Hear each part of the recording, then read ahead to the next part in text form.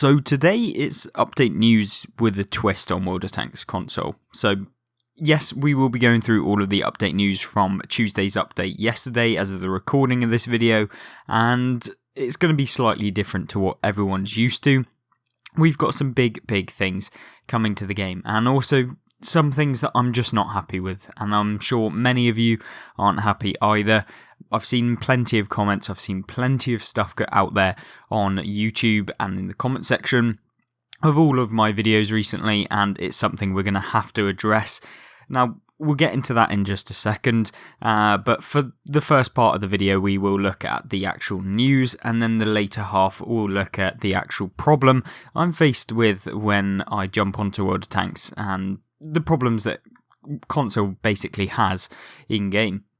Now, first things first, of course, we have the G.I. Joe season still going on, and we've got basically some hero commanders that you can purchase in-game, 3rd of August to the 24th of August. It basically is you can purchase Destro and Scarlet, the two 3D G.I. Joe commanders. They've got a 30% commander XP earn rate, which is nice, and they come with 3 open skill slots, which, yes, is okay, but it's up to you whether you want to purchase the 3D commander that gives you these extra bonuses. Of course, you get them from actually completing the season pass. If you've managed to do that, then yes, you can get this 30% commander XP with those commanders, but if you want more, then you'll have to pay for them.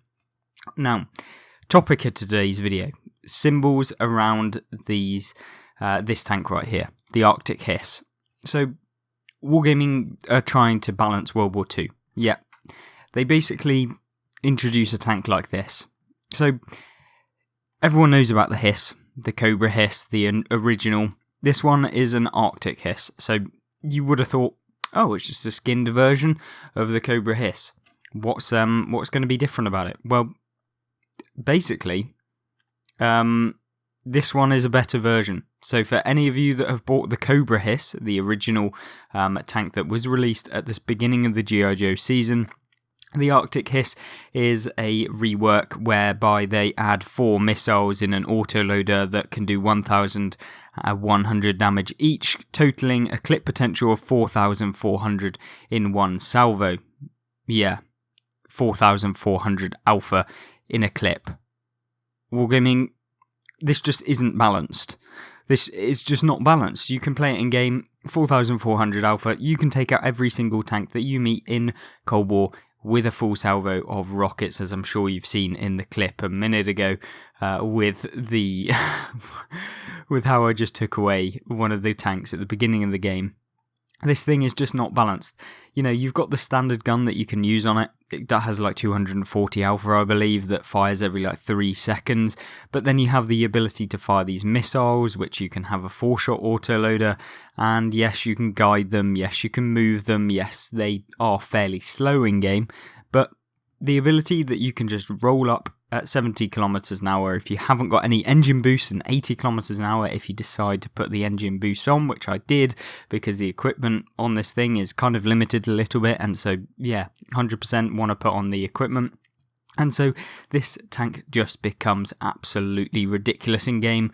It will cost you an absolute arm and a leg if you want to purchase it right now, 15,600 gold, going down to the base version, which would cost you 13,000 gold. So if you want to buy it now, it would cost you an extra 2,600 gold, but you do get 30 days of premium and a hero commander, the Destro. But yeah, this is just unbelievable. Wargaming think that this is okay in a game whereby, the Waffly 100 at tier 10 had 3,000 alpha damage within its clip with its 15 centimeter autoloader. Yeah, just absolutely no. This tank is very, very similar.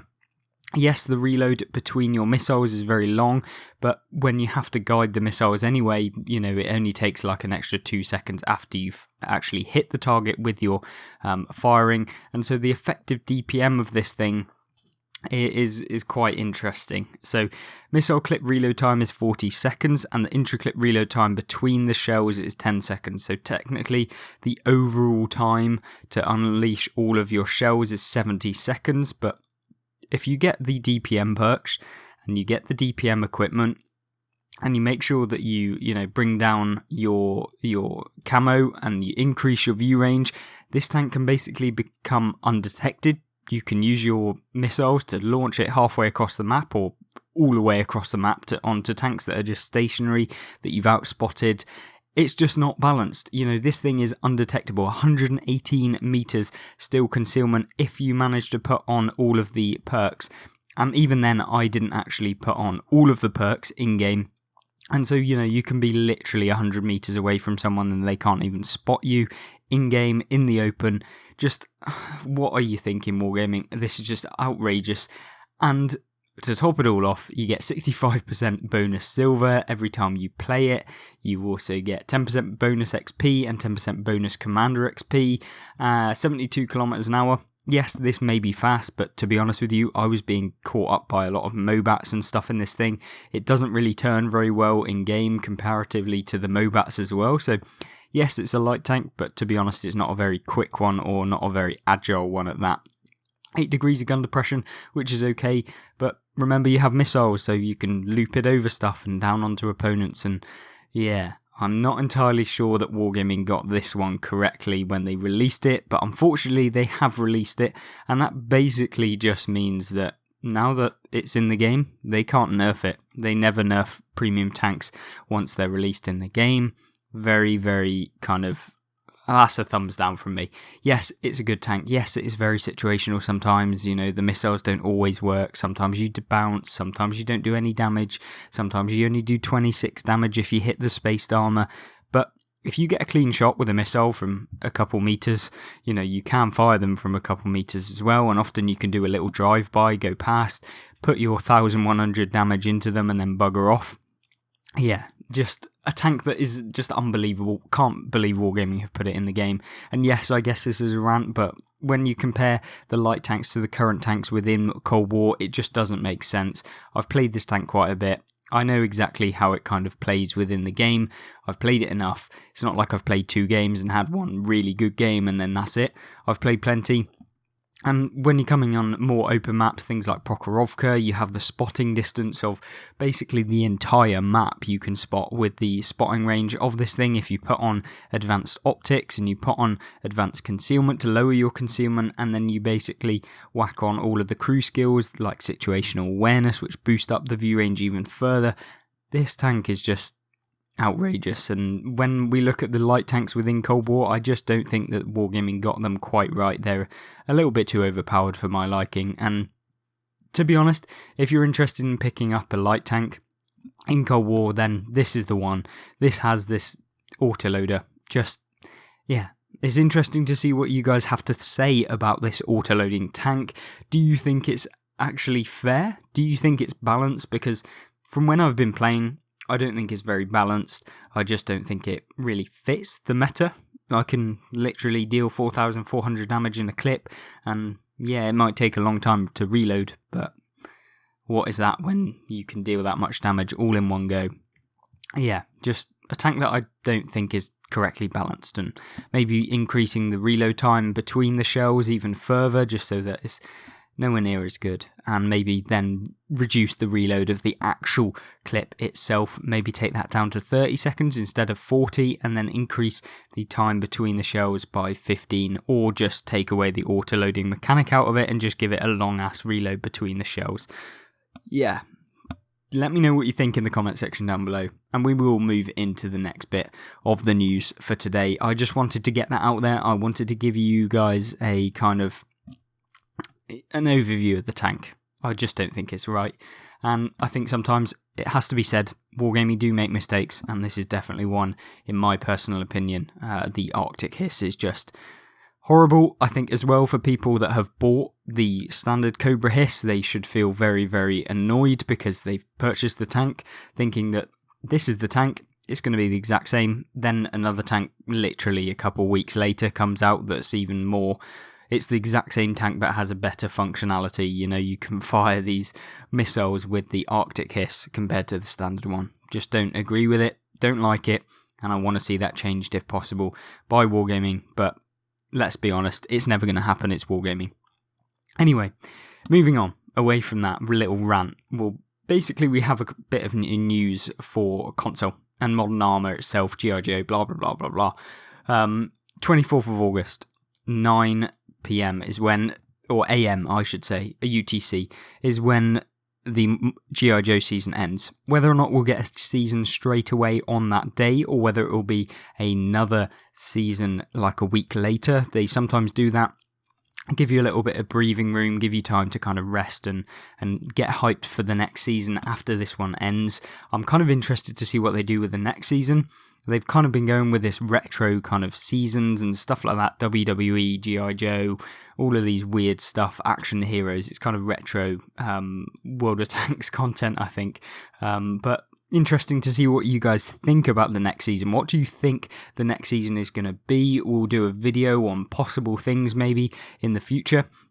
We're going to get a good discussion, and if you leave your comment as to what you think the next season should be or will be, then yeah, we'll try and add those into that video, and it will be interesting to see what everyone in the community thinks about that. Now, as far as other content, we have Roadblock, Baroness, and 2 more G.I. Joe tanks. So, of course, we've looked at those. This is the Mauler and the Cobra Cat. They're available to the 24th of August. Same with the Cobra Arctic Hiss and those commanders as well. Of course, keycards still going on until the 24th, and then we have the Big Top event that if you haven't already got through, then yeah, you've got until the 14th of September to be able to pick it up, so 6 weeks time. On-track event to the MAUs, so if you didn't look at the details for this, then you can go back and have a look through my previous update news video that will be linked at the end of this video regarding the on-track to the MAUs and the Wargaming anniversary, where you can pick up some free tanks within World of Tanks.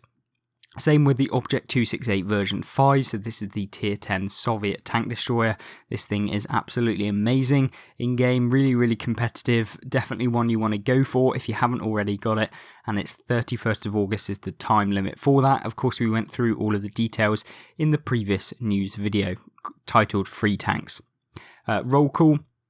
Now, this is very interesting. This is one that I've not really seen actually, and it's basically a way where you can get some confidential keycards, you can get a top secret keycard, and it basically requires you between now and the 31st of August to log in and place among the top 10 XP earners in a winning battle once per day. Each day you get one completion.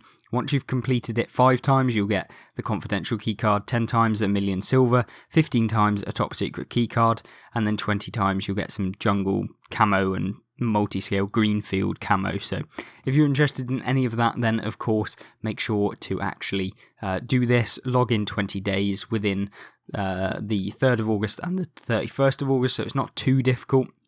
And then you just have to win a battle by placing top 10 as well. So there you go, that's that. And then finally, the long haul from the 3rd of August to the 10th of August. Of course, it's the exact same as every week. We have the 50% off the KV-122 and the Poodle. KV-122 is a fairly decent tank, to be honest with you. It's a tier 7 heavy tank. It's not particularly overpowered.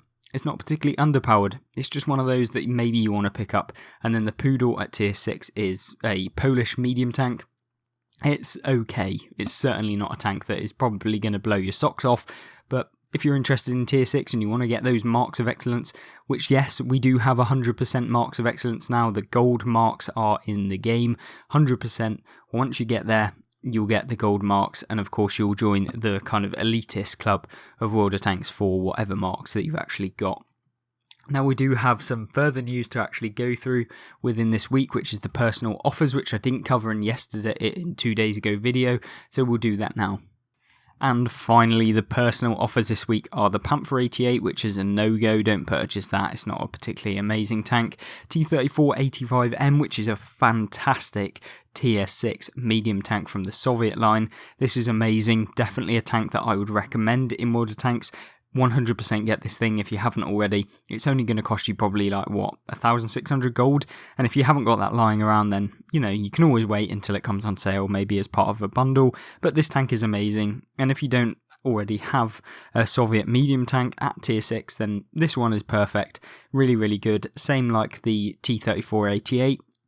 And then finally the Icebreaker, the VK7501K, which is mediocre. To say the least. It's a heavy tank, it's kind of like a VKB, except this is a tier 8 version that's kind of just as bad.